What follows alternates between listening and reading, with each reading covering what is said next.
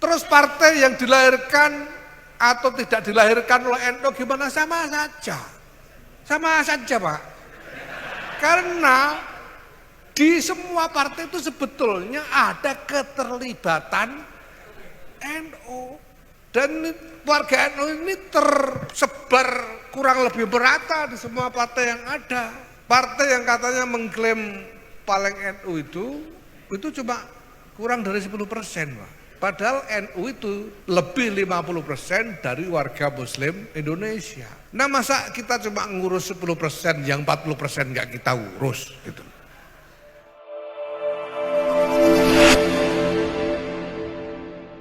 Ini yang pertama. Kemudian soal parpol dilahirkan NU ini ya, ini tadi betul Gus Sekjen tadi.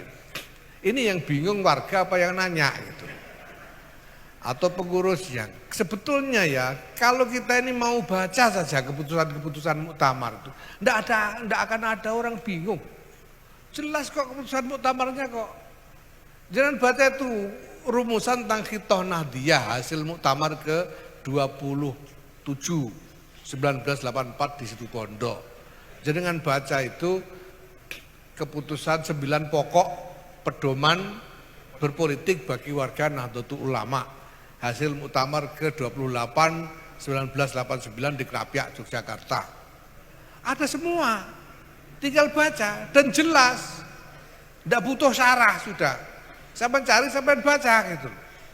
Intinya itu sederhana juga, jangan gunakan NU sebagai lembaga untuk politik praktis.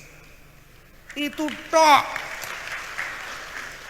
Sampeyan itu mau kampanye partai apapun namanya, asal tidak pakai lembaga, tidak masalah.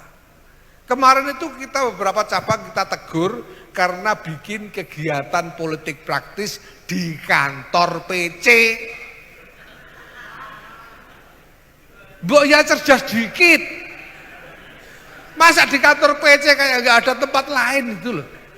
Wong ya boleh kok, bukan nggak boleh sampean berpolitik, itu boleh. Tapi jangan pakai lembaga NU, itu aja sudah. Terus partai yang dilahirkan atau tidak dilahirkan oleh NU gimana, sama saja. Sama saja, Pak. Karena di semua partai itu sebetulnya ada keterlibatan NU, ada semua. Dan warga NU ini tersebar kurang lebih merata di semua partai yang ada. Gitu. Partai yang katanya mengklaim paling NU itu cuma kurang dari 10%, Pak. Padahal NU itu lebih 50% dari warga Muslim Indonesia. Nah, masa kita cuma ngurus 10%, yang 40% nggak kita urus gitu. Ya semuanya boleh gitu. Semuanya boleh, silahkan, enggak apa-apa.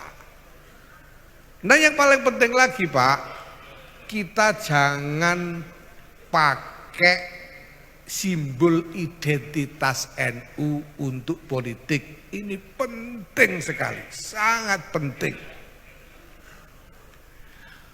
Supaya apa? Jangan sampai warga NU ini merasa yang bukan NU di Indonesia ini sebagai lawan.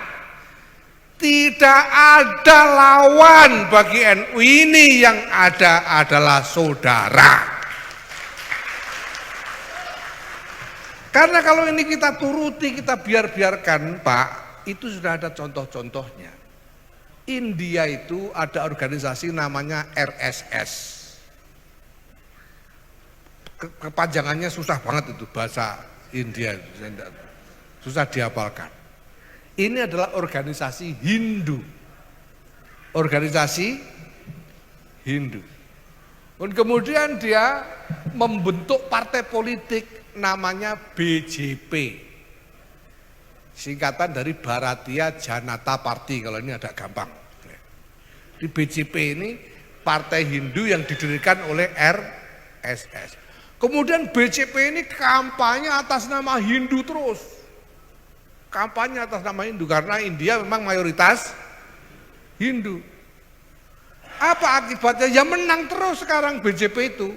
Tapi yang terjadi, warga Hindu di India melihat yang bukan Hindu sebagai musuh.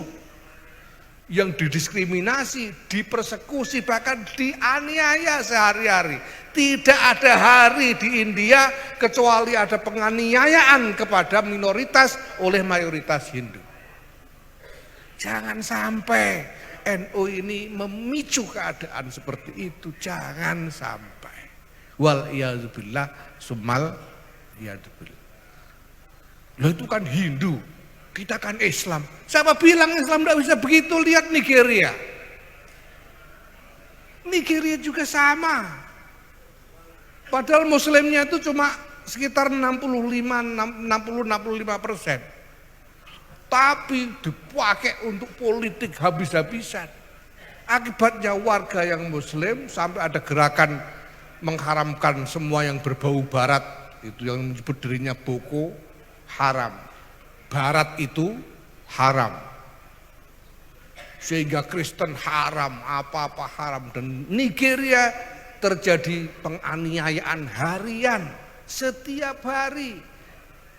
Bukan cuma dianiaya, dibunuh, diculik, diperdagangkan minoritas di Nigeria ini oleh mayoritas muslim. Jangan sampai kita memicu yang sama di Indonesia ini. Hanya cuma milik keuntungan mendapatkan jabatan-jabatan di dalam politik di Indonesia ini. Wal iyadzubillah summal iyadzubillah. Saya bilang sama teman-teman, lo kita ini lo ikut-ikutan rebutan jadi presiden nyari apa? Wong kita tidak punya perusahaan yang butuh perlindungan pemerintah juga gak ada. Yang paling top itu perusahaan Wong Solo punyanya Ki Anwar. Enggak sampai konglomerasi besar yang tidak ada kepentingan kita terhadap politik Indonesia selain keselamatan bangsa dan negara. Nah kemudian soal menempel kemuliaannya ini, menempel kemuliaannya NU, menempel pada kemuliaan. Kenapa saya tidak khawatir? Karena saya yakin, hakul yakin bahwa NU punya nasib mulia. Dan karena kita menempel kepada NU, maka nasib kita pasti nasib mulia, insya Allah. Mulianya dunia atau akhirat ya terserah Allah Subhanahu wa taala, gitu saja sudah. Pokoknya mulia gitu. Kita nempel kok. Sekarang kertas koran itu saja dipakai buntul terasi ya jadi terasi, tapi kalau dipakai samaknya muskaf ya enggak boleh dipegang kalau enggak wudu. Orang tidak boleh menyentuh kita tanpa berpikir tentang kehormatan NU. Nah lalu gimana kalau ada orang melihat NU sebagai aset memanfaatkan? Sudah ada aturan kok, ada ADRT, ada perkum macam-macam.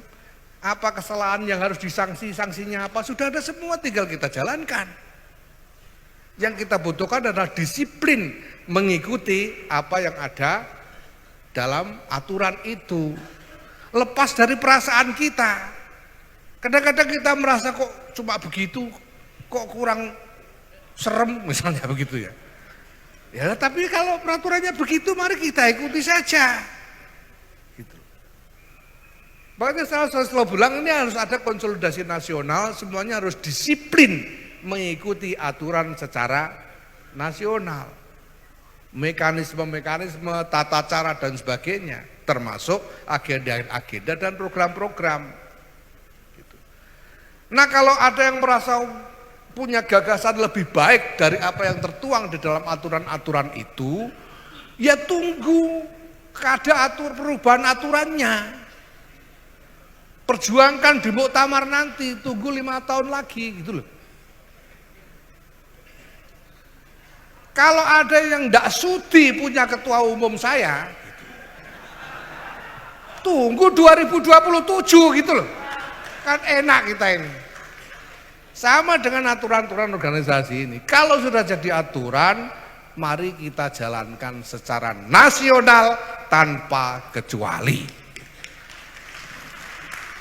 Nah, di situ kita enak, semua tahu, makanya dibaca. ADRT dibaca, Pergub dibaca, supaya tahu aturannya apa. Karena ini adalah sanksi-sanksi dunia. Lah kalau urusan hisab di yaumil hisab nanti kan urusan sampean masing-masing gitu. Urusannya sama Allah. Kalau ini organisasi, ya urusannya adalah aturan. Itu saja. Terima kasih.